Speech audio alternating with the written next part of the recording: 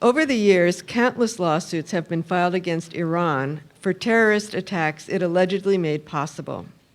These lawsuits have not accused Iran of directly killing Americans, but rather of providing material support to Hamas, Hezbollah, the Khobar Tower bombers, you name it.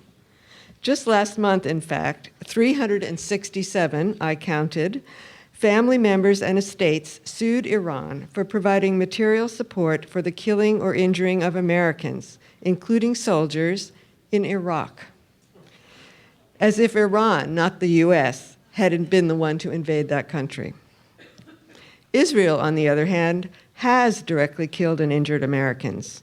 From the crew of the USS Liberty in 1967, 37 Americans killed, 171 wounded in international waters, to 23-year-old nonviolent activist Rachel Corrie, killed 13 years ago this past Wednesday, days before we invaded Iraq. And 18-year-old Fergan Dogan, a passenger on the humanitarian vessel Mavi Marmara, who was killed 6 years ago. The UN Human Rights Council described his killing as a, quote, summary execution by Israeli commandos who boarded the unarmed ship, also in international waters. Our final speaker, Huwaida Arraf, was a passenger on the Challenger 1, one of the other vessels in that 2010 Gaza flotilla. She is one of 4 Challenger passengers who are suing the State of Israel and 4 of its ministries for torture, cruel, inhuman, or degrading treatment, arbitrary arrest and detention, assault and battery, and intentional infliction of emotional distress. Huwaida is a Palestinian-American lawyer and human rights advocate. As the daughter of an Israeli-born Palestinian, she is also a citizen of Israel. She received her bachelor's degree from the University of Michigan and her Juris Doctor from the American University Washington College of Law, where she focused on international human rights and humanitarian law. In 2001, Huwaida co-founded the International Solidarity Movement, or ISM, for which Rachel Corrie was volunteering when she was crushed to death by an Israeli bulldozer. Huwaida is co-editor of the book Peace Under Fire, Israel, Palestine, and the International Solidarity Movement, an organization which has twice been nominated for the Nobel Peace Prize. Huwaida was one of the initiators and organizers of a delegation of American lawyers to Gaza in February 2009 and co-authored the report on their findings, Onslaught, Israel's Attack on Gaza and the Rule of Law. She is the former chairperson of the Free Gaza Movement, and from August to December 2008, led 5 successful sea voyages to the Gaza Strip to confront and challenge Israel's illegal blockade. Huwaida was one of the primary organizers of the Gaza Freedom Flotilla, which Israeli forces lethally attacked on May 31st, 2010. Please join me in welcoming Huwaida Arraf.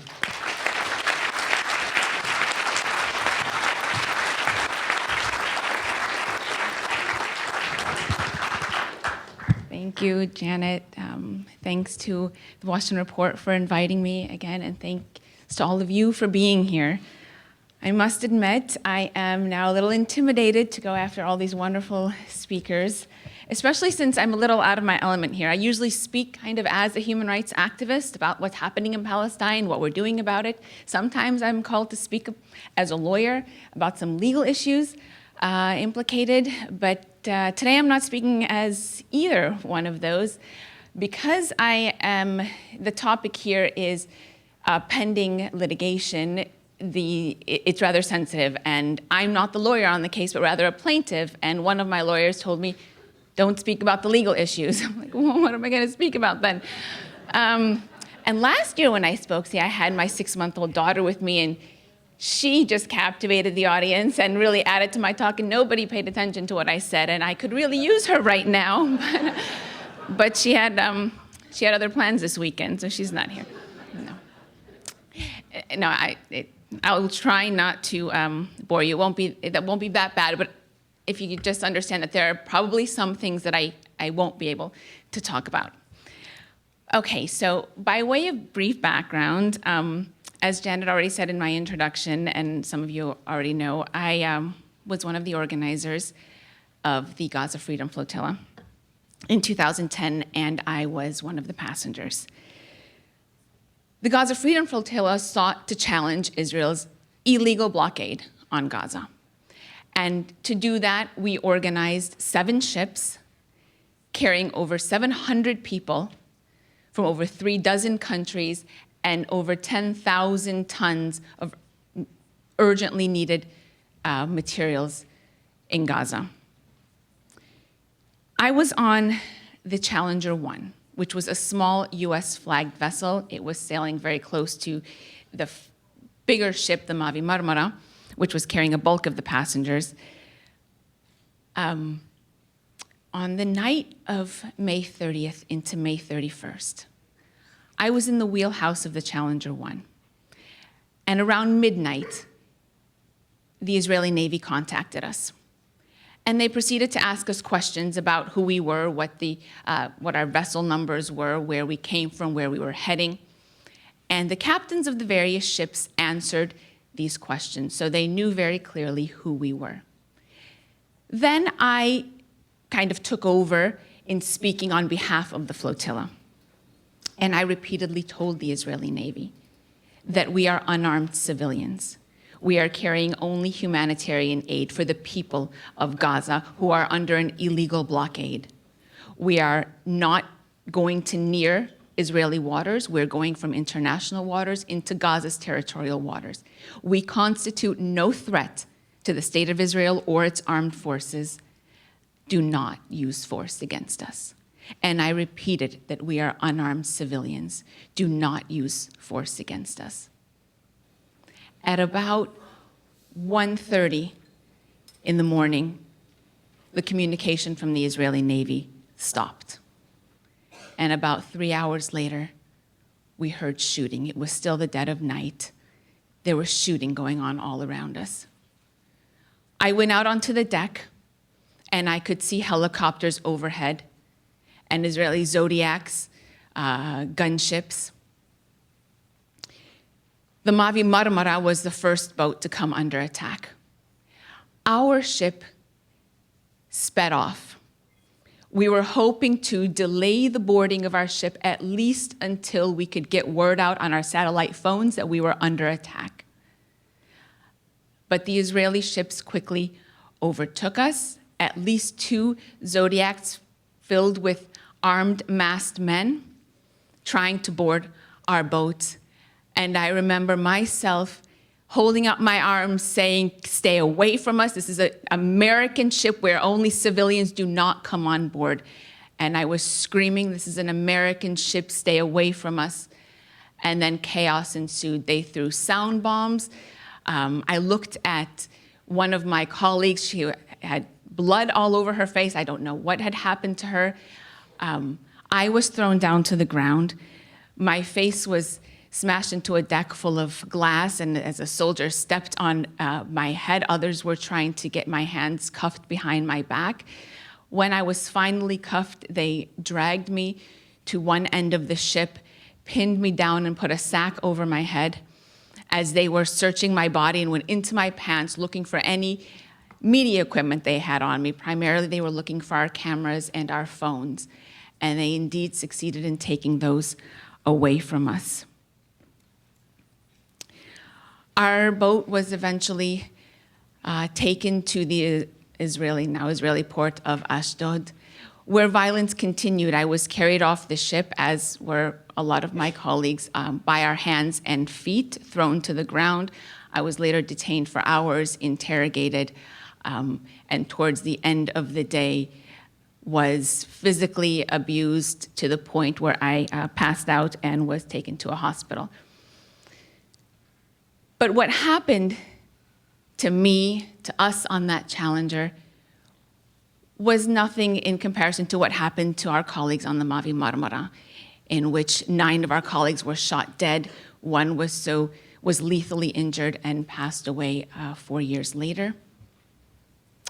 And it pales in comparison to what's happening to the people of Palestine every single day, to what's happening to the people of Gaza, the very situation that we were attempting to draw attention to with our action. Nevertheless, it wasn't a minor thing, and we are thankful to be alive.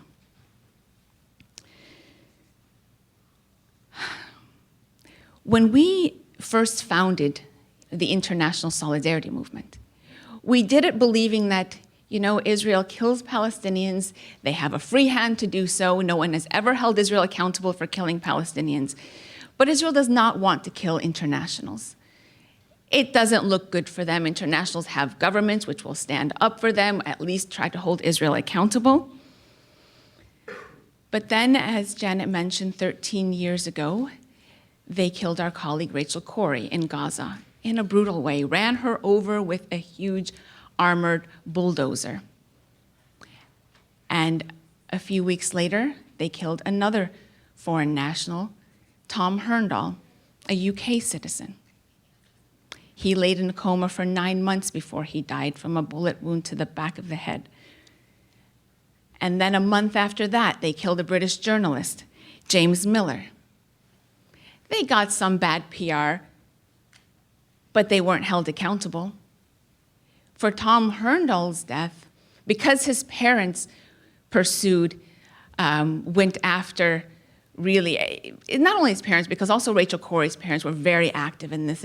But Tom Herndal's parents had a bit of support from their government, and in a sense, it pressured Israel a little bit to arrest the soldier that shot Tom, in a sense, to hold him out as, the sacrificial lamb, did nothing to address the total impunity with which the Israeli military operates, or the government that, gives those orders and uses kind of these policies. It's a matter of national policy. So they put this soldier on trial. He spent a few years in jail, was released early. The American government promised Rachel Corrie's parents that the Israeli government would conduct an independent, impartial investigation into what happened. That never happened. So there was no one ever held accountable, and the culture of impunity continues. In terms of the flotilla, I think something that Israel did not expect was that there was a backlash of sorts amongst the people of the world. Tens, if not hundreds of thousands of people around the world marched in protest. Artists that were supposed to perform in Israel canceled their performances.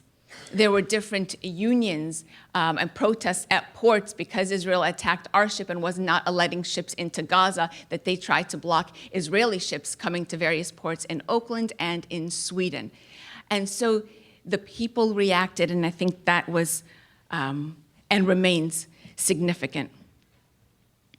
In addition, we, the people that planned the flotilla, we did not in any way, it was traumatizing in a sense what happened, but we made a decision that we were not going to let this violence deter us.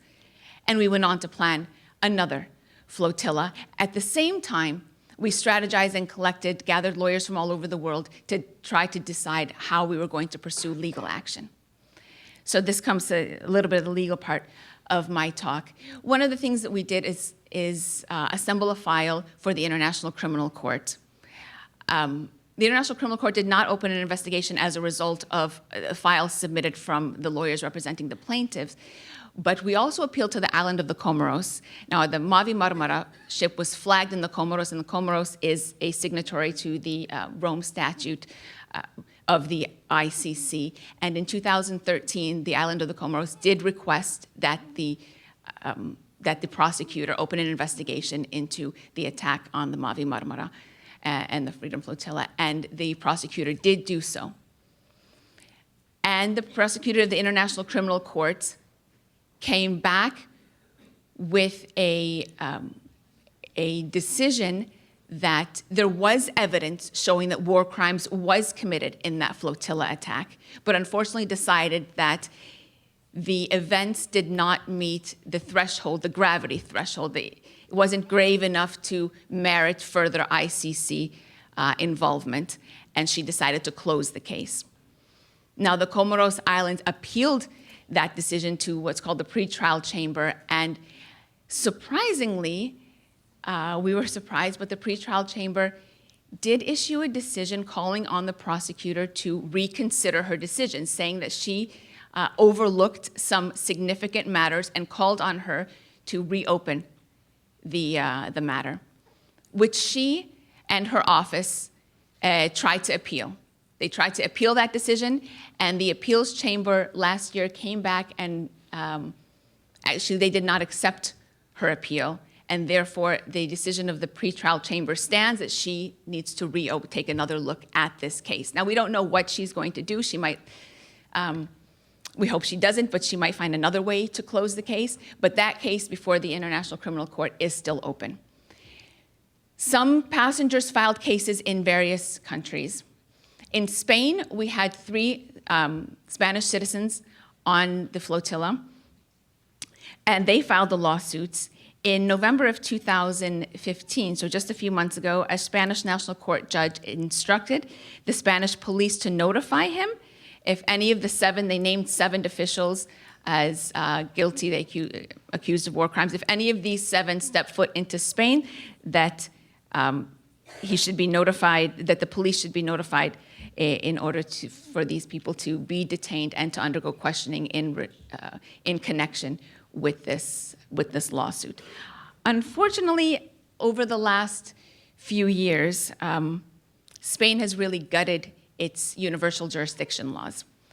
It used to have a very vibrant universal jurisdiction law. In fact, it is the laws that allowed for the, I think it was 1998, where Augusto Pinochet was arrested in London and extradited to Spain to stand trial. But in 2009, a Spanish judge agreed to open an investigation or to actually pursue a case against the perpetrators of a 2002 bombing attack on Gaza. And as a result of that, so where you have a potential of Israeli officials being investigated for war crimes in Spain, the foreign minister of Spain at the time promised the Israelis that this would be looked into, that this would not be allowed to happen. And indeed, only a few months later, Spain's universal jurisdiction law was gutted.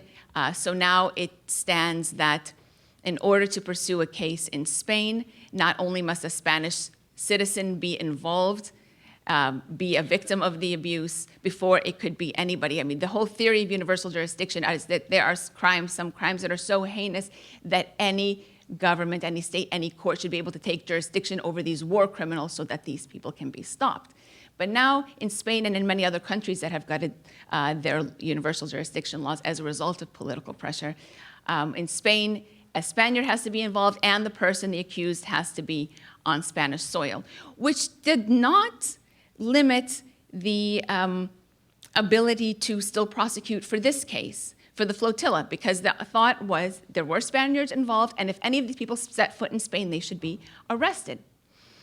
But following this ruling, a spokesperson for the Israeli Foreign Ministry told the media, "We're working with the Spanish authorities to get this canceled, and we hope it will be resolved soon." And a month later, the Spanish High Court annulled this decision of this judge and removed the 7 officials from the police database. The attorney for the 3 Spanish victims appealed. Unfortunately, not only did the appellate court in Spain uphold the dismissal, but it also imposed costs on the victims, which is kind of unprecedented. The attorney is appealing now to the Spanish Constitutional Court, and if he fails there, he plans to take it all the way up to the European Court of Human Rights. So we're not stopping there. In the UK, in January 2015, lawyers also presented a complaint to police who are gathering evidence now with a view to deciding if certain Israeli accused officials, basically if they set foot in the UK, if they should be arrested. So there is an ongoing case in the United Kingdom. The United States. So the precedent here hasn't been so great. After we were attacked, we tried to work with the US government a lot through the embassy, the State Department, to try to get answers as to what happened to us, to try to get some kind of help, to try to get, I mean, very basic, to try to get some of our things back. Everything was taken from us, our money, our wallets, our our cameras, our laptops, just to get some of our things back, and that never happened. The Center for Constitutional Rights has been, over the last few years since the attack, trying to, through the Freedom of Information Act, get a lot of documents from the US government as to what they knew in relation to the attack on the flotilla, both before, after, and this has resulted in somewhere over 15,000 pages of redacted documents. But in terms of pursuing legal action, Maria actually has been at the forefront of trying to hold Israelis accountable for grave abuses of human rights when it comes to Rachel Corrie against the Caterpillar Corporation, and against for Palestinian also victims. Some of the cases were mentioned here: Belhas v. Yalon, Matar v. Dictor. Both of those cases were against Israelis for their involvement in war crimes. In Belhas v. Yalon, it was for the 1996 attack on a UN refugee base camp in Lebanon. With Avi Dictor, Matar v. Dictor, it was for 2002 bombing of an apartment building in Gaza, which killed 15 people, including 8 children. Both of those cases, unfortunately, were dismissed based on sovereign immunity, saying that these officials are entitled to immunity. And I see the red light has gone on. Let me go quickly to our case today. We, on January 12, 2016, myself and 3 others, did institute a civil action for compensation against the state of Israel. So not against an official, but against the state of Israel and a number of named ministries. Our jurisdictional claim is the Foreign Sovereign Immunity Act, which in general gives immunity to foreign states because, the politics of this country, they don't want, to create a situation where the politics or the action of foreign states are litigated in U.S. courts. Okay, that is understandable, but there are some exceptions to that immunity, and we believe that our case fits very clearly into one of these exceptions. One of the exceptions that's found in under 1605A5 of the Foreign Sovereign Immunities Act, which says that a foreign state shall not be immune from the jurisdiction of the courts of the United States in a case in which money damages are sought against a foreign state for personal injury or death, or damage to or loss of property occurring in the United States. Our ship was flying a U.S. flag for all intents and purposes. It was U.S. territory on the high seas. Therefore, immunity does not apply. Now, what unfortunately the United States government has been doing, and there's another case, sorry, I forgot to mention, that has been instituted only a few months before in California, for the death of Furkan Dugan, who was a United States citizen, executed on the Mavi Marmara. Executed because the UN Fact-Finding Commission found that he was shot 5 times, once in the face at point-blank range, likely when he was laying on his back, already down. And what happened when that UN Fact-Finding Mission report came before the UN Human Rights Council for a vote, the United States, which had one of its citizens executed, was the only country to vote not to approve that report. If we're talking about the influence of the US lobby or Israel and its relationship with the United States, is it good for America when it causes America to take such shameful positions against the rights and lives of its own citizens? That cannot be good for America.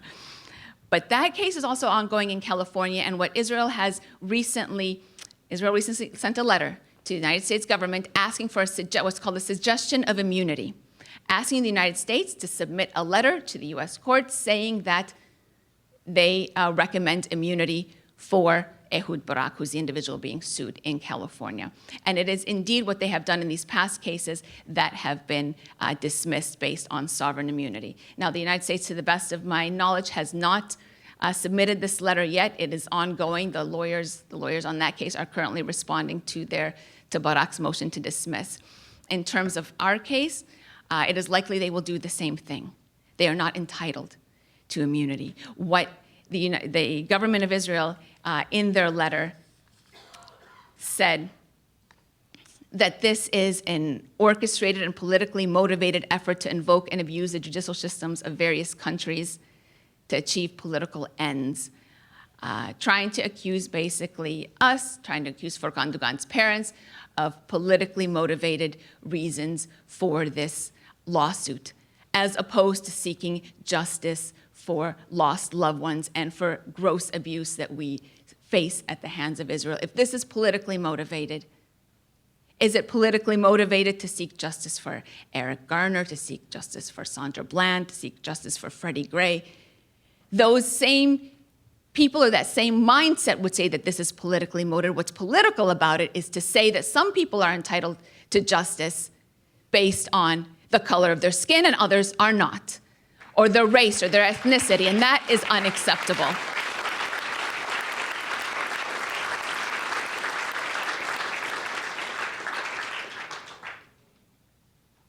It's not politically motivated in any other sense, because freedom for Palestine is not going to be won in US courtrooms.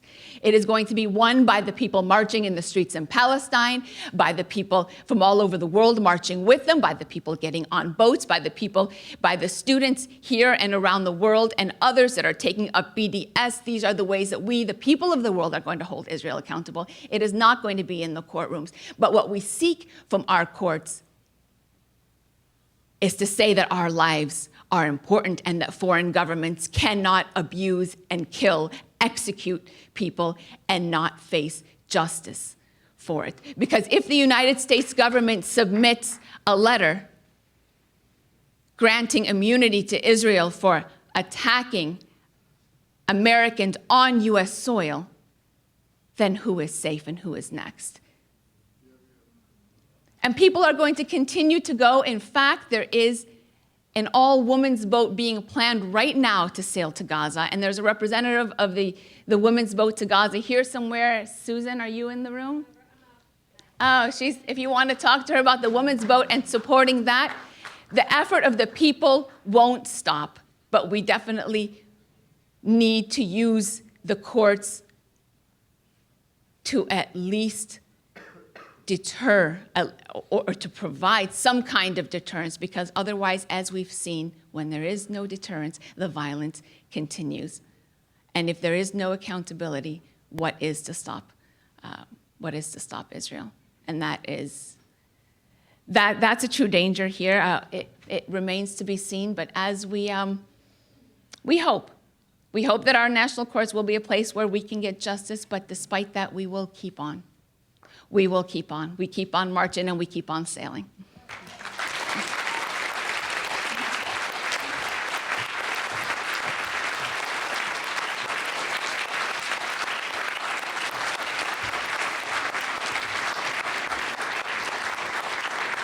Well, I'd like to thank our inspiring panelists for a fabulous session today. And we are running a little late, so I'm going to propose that we take a 15-minute break and then come back for a very exciting second keynote address and our final panel of the day. So let's 15 minutes and then we'll come back. Thank you so much.